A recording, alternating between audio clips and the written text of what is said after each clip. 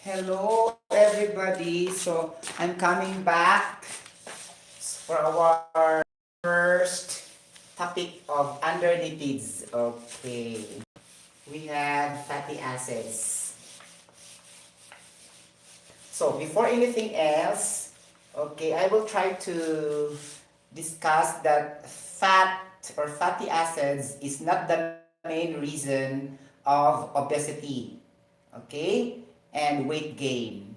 It will be only linked and associated to weight gain, but the direct reason for weight gain and obesity and fatness of an individual is the carbohydrates or the sugar intake. Okay, it will be explained later by the purpose of cholesterol as we discuss after this triglycerides. So we still have a long way to discuss. So that we understand really why this fat is not the main reason of fat. Wow, fat is not the main reason of to be fat. Okay, it's the carbohydrates and sugar. Now, if you do it both, so the more you will become fat.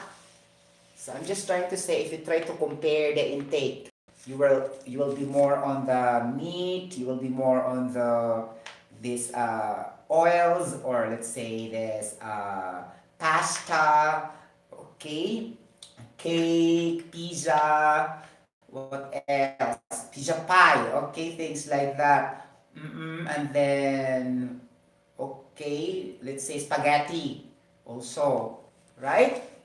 So what else full of fats, carbohydrates, the bread, the melt bread, the white bread or the processed bread, baked bread with sodium bicarbonate and yeast.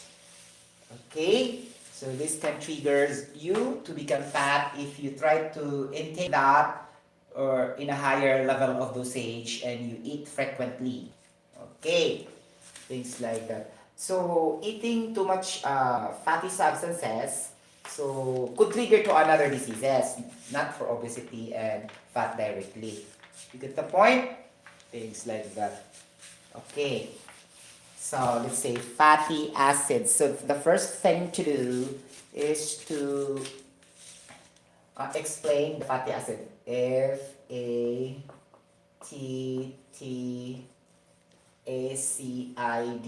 So in short, this is fats. Fats. So we mean of fatty acids, that's equivalent to fats directly.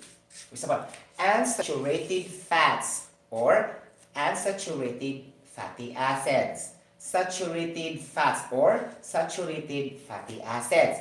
These saturated fatty acids or saturated fats or unsaturated fatty acids or unsaturated fats are mainly the general categorization of different specific oils, specific food to eat like that. Okay, for example, if we have, let's say, palmitic acid, like that.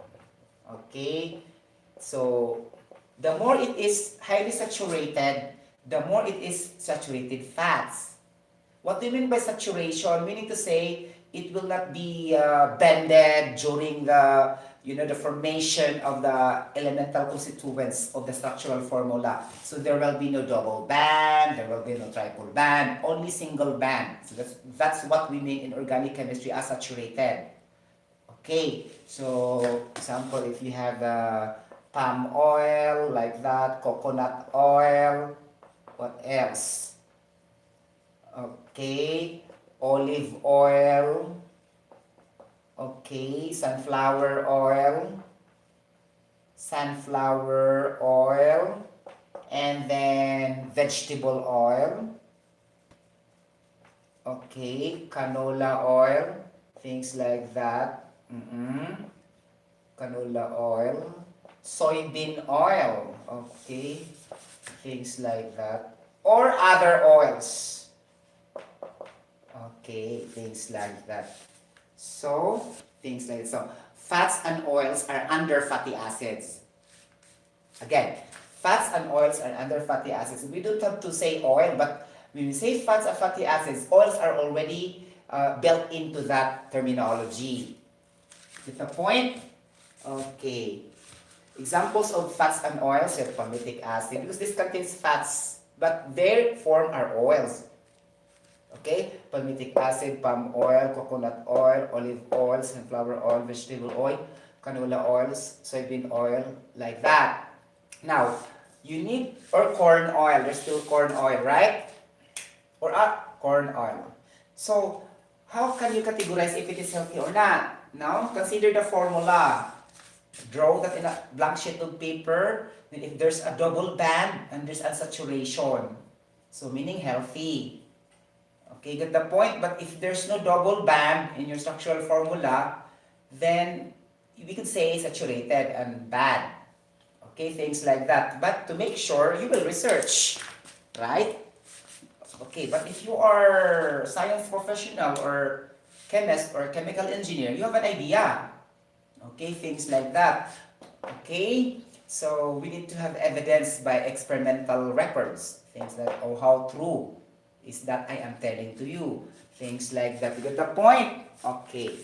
Now, fatty acids. The general formula will be, okay, RCOOH. This COH can be expressed as C double bond oxygen, single bond hydroxyl group.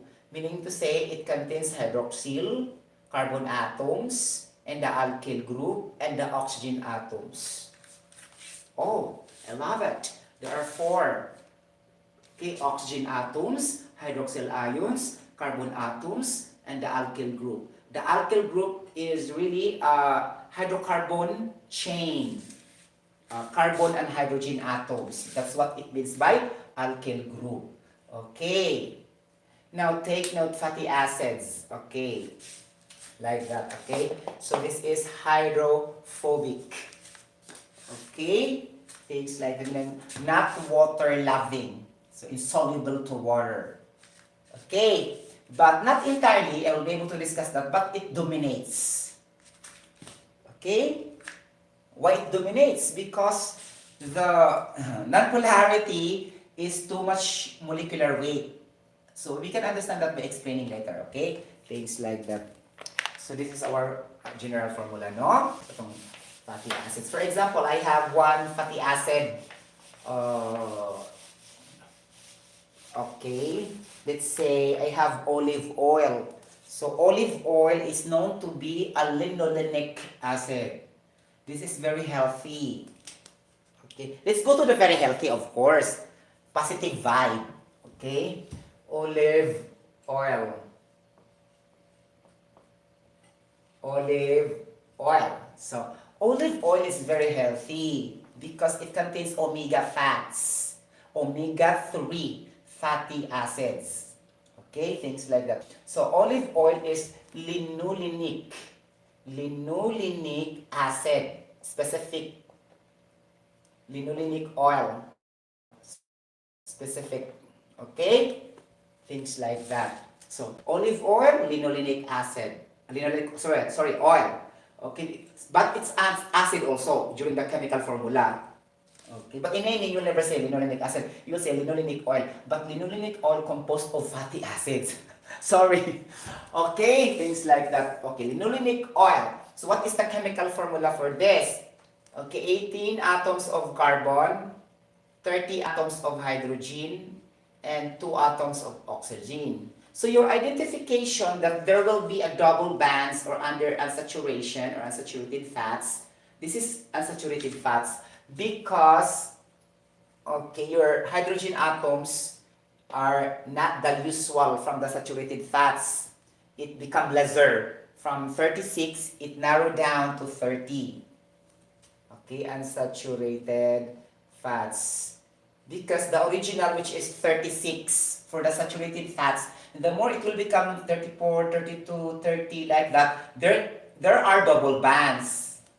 And this olive oil is polyunsaturated fatty acids or polyunsaturated fats.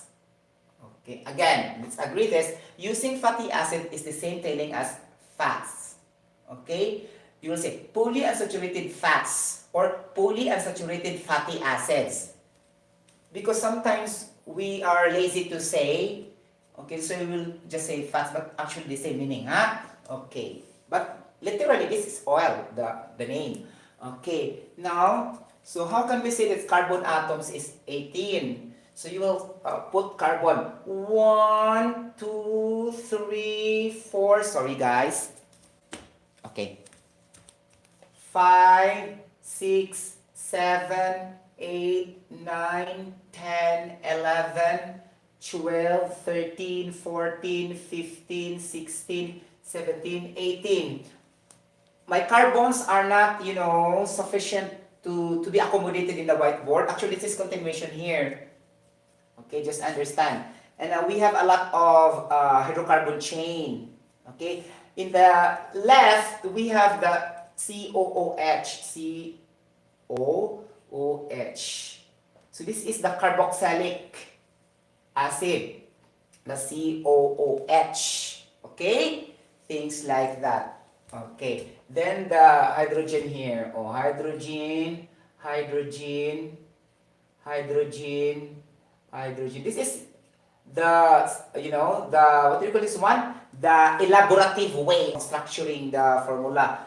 But there's also another way, just saying that like this only, don't put the hydrogen, it's just the same in understanding. But this is for the first time you need to put the hydrogen.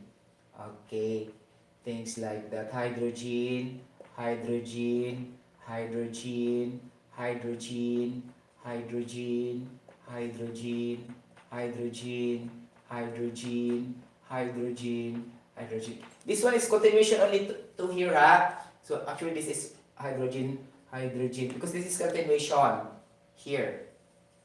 Because I don't have space anymore. Hydrogen, hydrogen, hydrogen. All bonded with the hydrogen, huh? Okay, here, because carbon and hydrogen chain or hydrocarbon chain or carbon and hydrogen chain only, no other. Okay, like that. N, H, H, H. Okay, you get the point. Ganon. Okay, so RCOOH. Okay, RCOH. Meaning to say this whole thing from here to here are the R or the alkyl group. Now we need to put numbers, assigning numbers to make it precise. Carbon 1, carbon 2, carbon 3, carbon 4, carbon 5, carbon 6, carbon 7, carbon 8, carbon 9, carbon 10, carbon 11, carbon 12, carbon 13, carbon 14, carbon 15, carbon 16, carbon 17, carbon 18.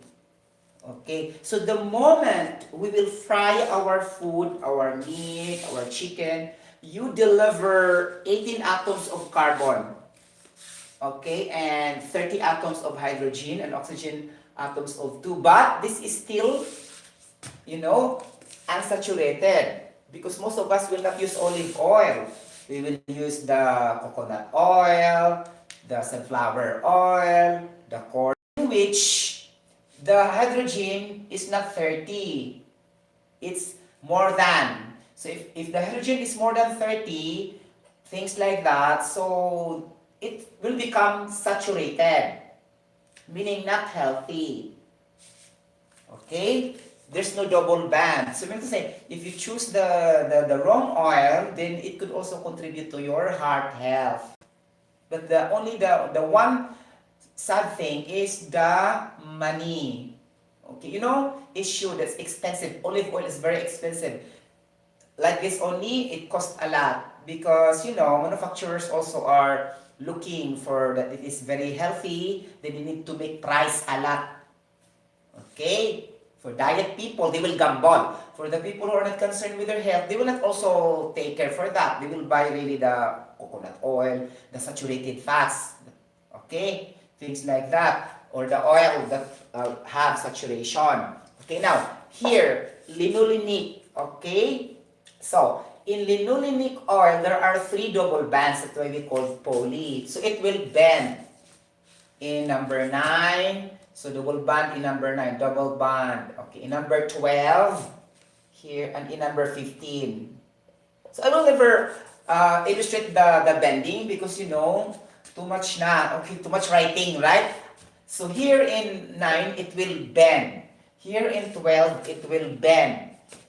Here in 15, it will bend. Things like that. You got the point? Okay, that's why the sperm cell tail is bending. The other one is straight. Really, in your testosterone. Okay, the male sex hormone. So you cannot see that, but that's the quality of the testosterone hormone or any fat molecule. The tail is bending, the other one is straight because the other one is unsaturated. The other one is saturated. Okay, got the point? Okay, and now it will become a phospholipid. Things like that. Okay. So, here, ano ang 9, 12, and 15. Double bond siya. Now, if double bond ang 9, so remove the 1 hydrogen here. Because carbon have 4 valence electrons in the outermost shell in covalent bonding theory in general chemistry lecture. Okay, in 12, remove the H here. So you don't forget the basic concepts of general chemistry lecture 1. So that you can use that in your biochemistry, physical chemistry, qualitative chemistry, environmental chemistry, clinical chemistry, biochemistry.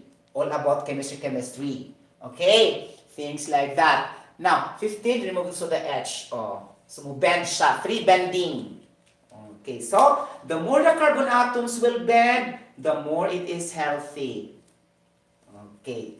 I give example olive oil because olive oil is the most healthy of all oils. Okay. Things like that. Ganon. So, muna siya, C18H30 yun. Then, count the carbon atoms if it's 18. Count the hydrogen if it's 30 also. Oxygen 2. Oxygen, so 2. 1, 2. General formula 2. Check. Correct. Okay. Hydrogen, count 1 by 1. 1, 2, like that. If you try to count that 1 by 1, it will also 30. 18 also. 18. I already counted that one. 18. So if not matching, meaning to say your general formula is wrong. Okay? Things like that. You get the point? Now, guys, here in the carboxylic attachment, carboxylic acid here. Okay? So this is more on hydrophilic, as I told you. Okay. Nakakaloka, no? Here. Okay. Uy. Okay, is hydrophilic mga palangga. So here.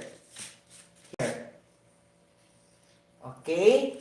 And the whole thing here, from carbon 2 to carbon 18 here, is hydrophobic. Now, you need to remember this because in examination, it will come out most of the times. Okay? So, alkyl group from here to here. Meaning of alkyl group composed of carbon and hydrogen atoms. A chain of carbon and hydrogen atoms. Here, carboxylic acid. So, the carboxylic acid part is hydrophilic. Okay. Hydrophilic is polar. Meaning to say, miscible and soluble to water. Now, take a look. If that is the case only here, and that is very less, but the alkyl attachment is so many, right? From carbon 2 to carbon 18. Obviously, by molecular weight and density, it has more weight. Of course, this part will make it hydrophobic in general, overall. It's not hydrophilic. The fatty acids as a substance, though there's a hydrophilic in the tail. Things like that. Okay? So, or the carbon atom number 1. Okay? Here all will be hydrophobic. Meaning, it is not soluble to water. Hydrophobic or non-polar. Okay. Meaning to say, you should say directly also non-polar, will not dissolve to water. Okay, will not immiscible to water. If you say polar, it will be dissolved to water and soluble to water. That's also another definition of polar and non-polar.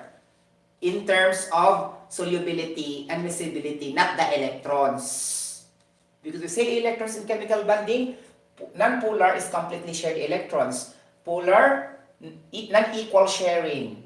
Okay, meaning to say there's an excess electron. So in terms of electrons and in terms of miscibility and solubility is now our definition of polarity versus non-polarity. So you need to attach, since that is polar, why it is hydrophilic? Because it's really soluble to water. Because water is polar. You get the point? Things like that. So here, that's why guys, in every synthesis chemical reaction, it will combine on the carboxylic part, on the carbon one, not here.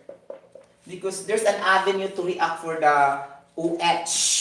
See OH, see? There's an OH here and it's easy to contact. For example, the estrogen, the sperm cell, during sexual intercourse for the woman and the boy. So the fatty acids of that particular sperm will react here on the OH. That's why it will combine, not here. So it form a baby. You get the point? Things like that. So because this can also triggers the synthesis of testosterone and estrogen, the 6 hormones of men and women. Get the point, respectively, char. Okay? Ganon. Okay, guys? So, muna siya may tabo. So, hydrophobic, and hydrophilic. Okay. So, saturated is very easy. There's no double bonds. And saturated fats are dangerous to the health. Unsaturated fats is okay to the health. Okay, and trans fat is deadly or carcinogenic. So, what you will detect in the trans fat, for example, if the hydrogen here is like that, okay, and then like this, there's a double bond here, and there's like this, okay, carbon, carbon like that, okay, and hydrogen here and hydrogen here, things like that, okay. Okay, that is trans fat. Now, if that is, let's say, cis, like that carbon, carbon, and then the hydrogen will be here. Hydrogen here will be here. Just like that, okay? Like that. Hydrogen here, hydrogen here. This one also. This one. This is trans fats, and this is cis. Cis, no problem. Cis arrangement and trans fat arrangement. So that's why trans fats are dangerous. It means the arrangement of the carbon and hydrogen atoms in this manner. Okay? So you don't need to be afraid because the Bureau of Food and Drugs all over the world regulated that the trans fats will be zero always.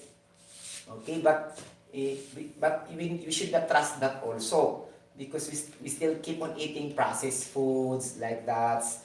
Okay, so there's a possibility of trans fats, not really zero. That's only for commercial purpose that they will put zero. If you buy different products in the market, trans fat, zero. Saturated fats like that. This one is the one I explain now. They will be reflected in the packaging of the food and drinks. Unsaturated fats, saturated fats, trans fats, blah, blah, blah. Okay, you got the point? Ganon. Okay, so any questions so far for this fatty acids? Okay, nothing, right? So I need to explain about fats and oils. Okay, where's the eraser? Mga palagingging. Ang atong eraser na pinawala, charis. Okay. So, siya ang fatty acids. Okay, now, let's discuss about fats and oils. Fats and oils, okay. When will you say it's a fat? And when you will say it's an oil? Okay. A fat can be found in animals. Okay. Okay, fat. Found in animals. And then this will be solid Okay. Solid at room temperature. Okay, room temperature is 20 degrees Celsius to 25 degrees Celsius range. So that's fat. That's not an oil. Okay. Fat is a solid substance at room temperature, 20 degrees Celsius to 25 degrees Celsius, from animals.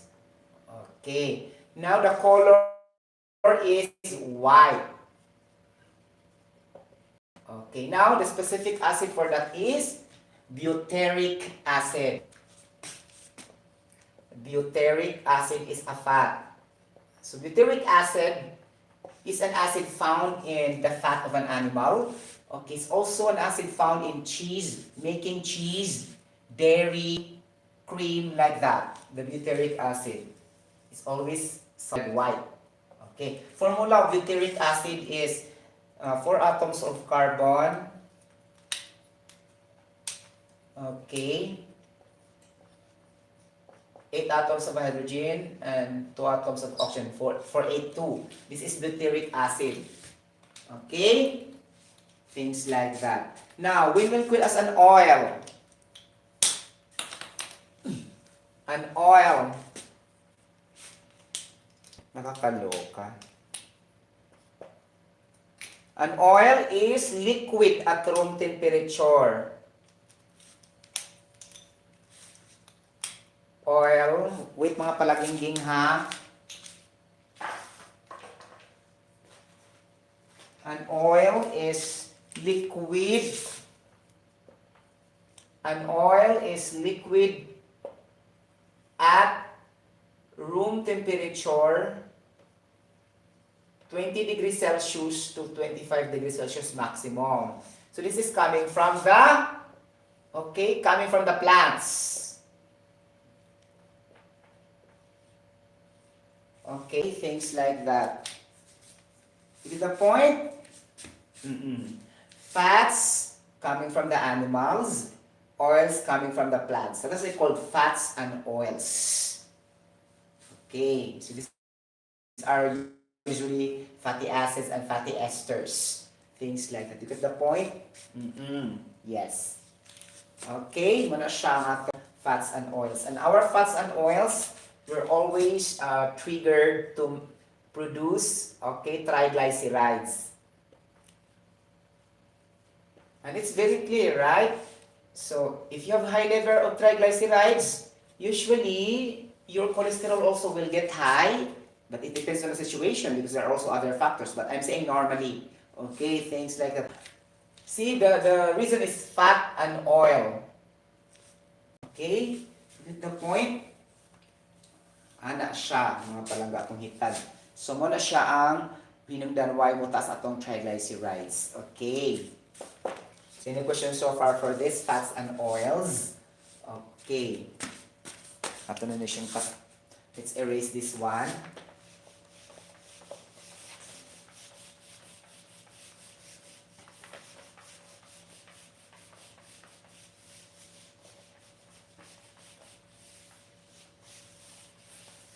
So, I need to give example of the saturated fats, stearic acid. Okay, stearic acid.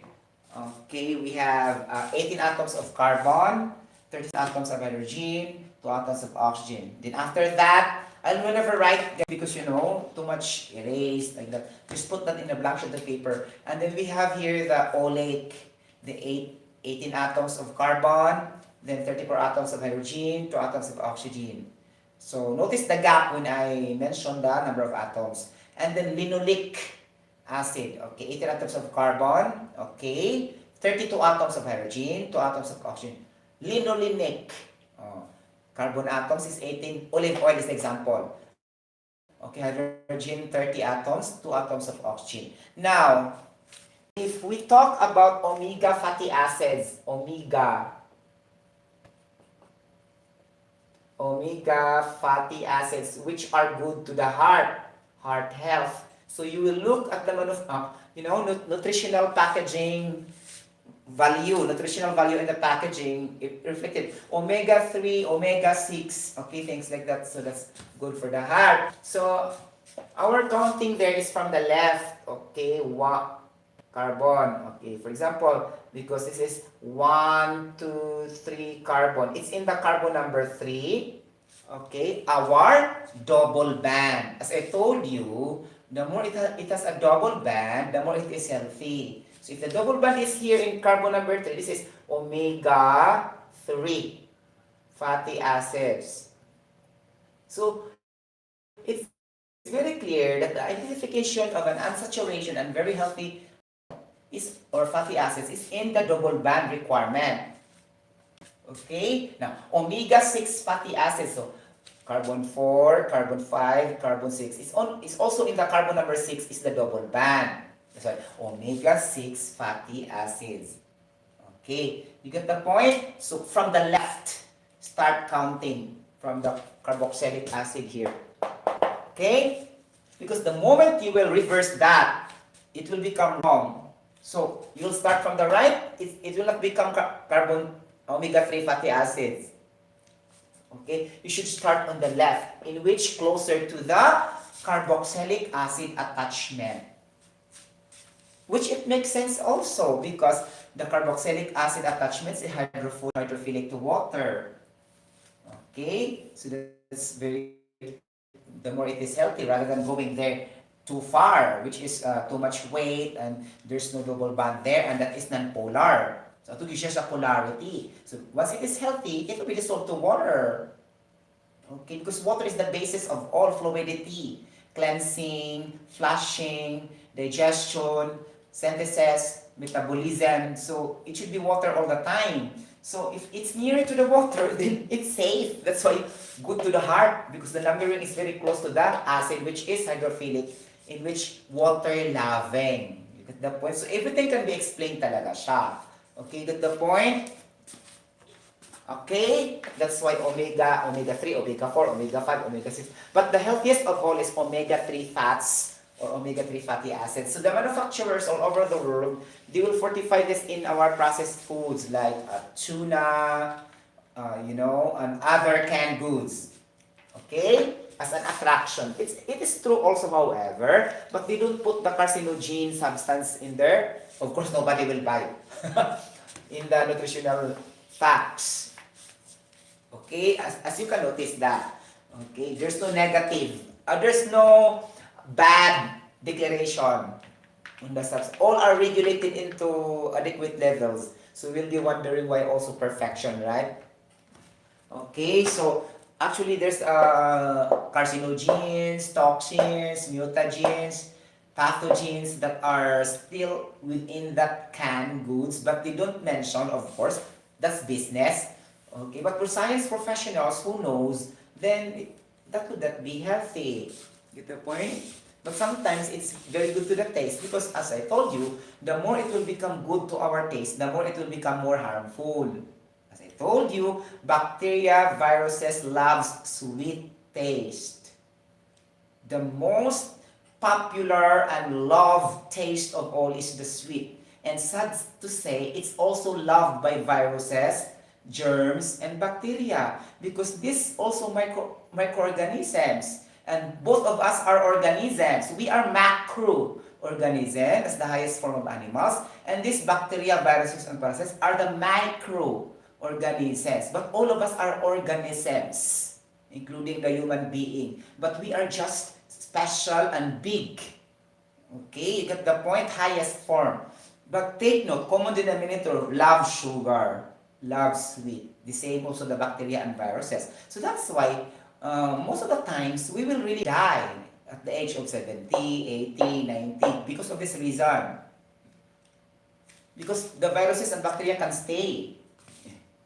Because if there's no bacteria and viruses, then our years of existence on Earth will go to 100, just like Japan people. Okay, they will reach 100. The highest, lifespan, life expectancy is Japan. Okay, Japanese people. Okay, they will never die very early unless natural accident or let us say car accident like that or disasters from calamity. But through health, they will be very, very long time dying because of their, eating habits. Get the point? More of them are vegetarian, things like that. Get the point? So silang the highest lifespan in the world is Japanese people. Okay? Things like that. So any questions so far for this? And we don't love every time.